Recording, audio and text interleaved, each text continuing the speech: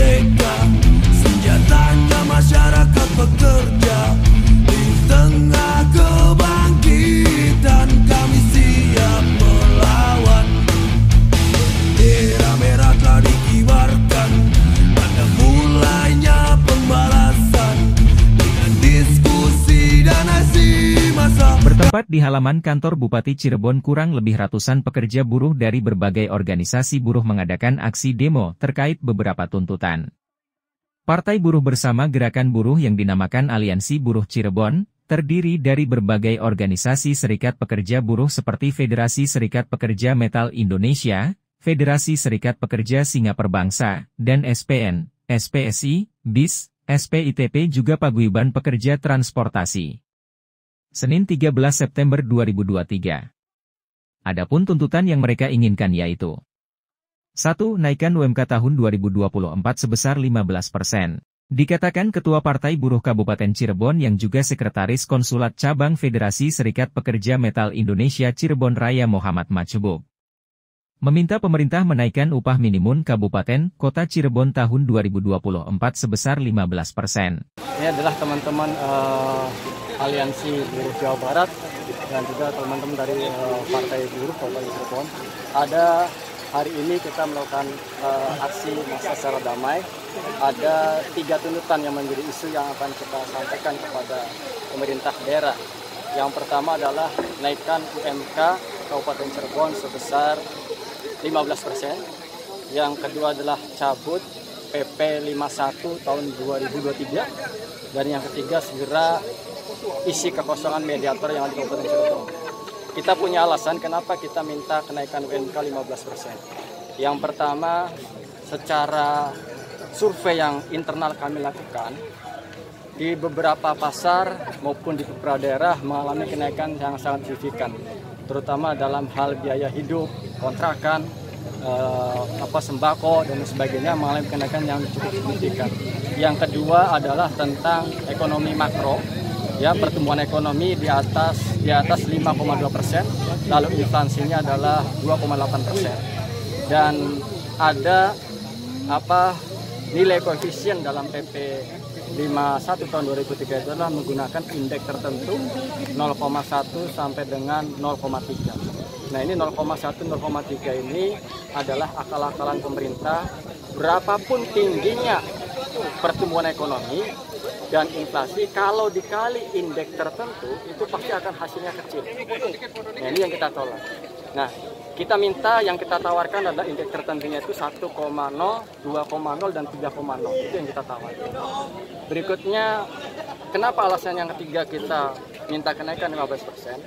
Bank Dunia sudah merilis bahwa negara Indonesia itu masuk dalam upper middle income country sebesar yang menjadi kategori Bank Dunia adalah 4.466 dan sedangkan di Indonesia sendiri itu adalah 4.580. Artinya masuk akal apabila negara sudah masuk Indonesia dalam upper middle country, kita minta kenaikan 15%. Itu 3 alasan kenapa kita minta naik 15%. Yang kedua tentang cabut PP atau peraturan pemerintah nomor 51 tahun 2023 adalah 1.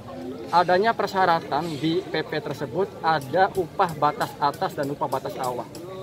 Kalau suatu daerah yang konsumsi rumah tangganya dan berapa pekerja di rumah tangga yang bekerja itu nilainya di atas hal tersebut, maka dipastikan daerah tersebut tidak ada kenaikan. Seperti wilayah yang besar, Purwakarta, Karawang dan sebagainya itu tidak mengalami kenaikan. Untuk Cirebon sudah kami hitung adalah di angka 3,3%. Ini kalau kita rupiahkan itu sebesar sekitar Rp80.000. Kalau kita bagi lagi secara kecil itu sebesar 2.600. Bayangkan untuk hidup di Kabupaten Cirebon dengan tadi alasan 15% tadi yang cukup tinggi, Cirebon hanya dinaiki, pemerintah hanya menghargai pertumbuhan ekonomi tadi hanya sebesar 2.600. Ini juga menjadi dilema. Kenapa?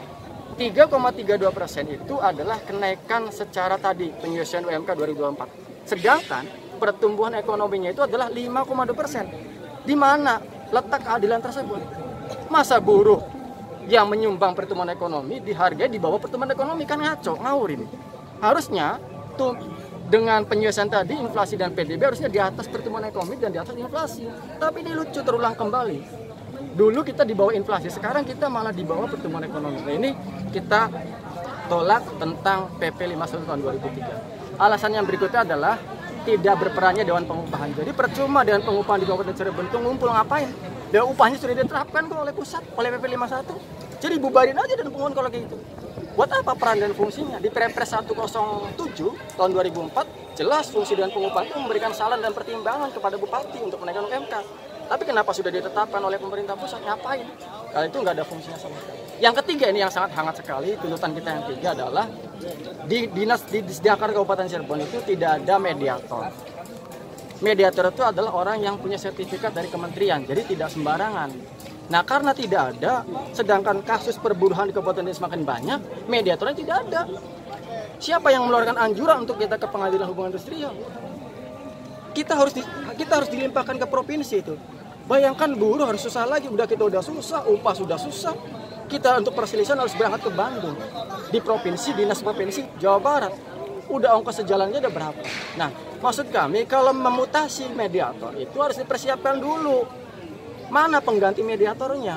Jangan ini nggak ada penggantinya tiba-tiba dimutasi. Ini kita minta kepada bupati segera isi kekosongan ini. Jangan sampai kita dipersulit lagi tentang perselisihan hubungan industrial karena nggak ada mediator. Mediator berasal dari? Mediator itu dari pegawai dinas tenaga kerja pemerintah daerah setempat yang bersertifikat. Dan itu kan nggak sembarangan, dikursus dulu oleh kementerian selama 2-3 bulan. Nah, untuk nunggu mediator yang baru kan lama. Nah, ini makanya dalam waktu dekat kita minta. Kita udah susah semua nih, harus pelari ke Bandung tentang perselisihan. Karena satu mediator nggak bisa orang sembarangan, kabit nggak bisa, harus mediator yang bersertifikat. Nah, di Cirebon tidak ada.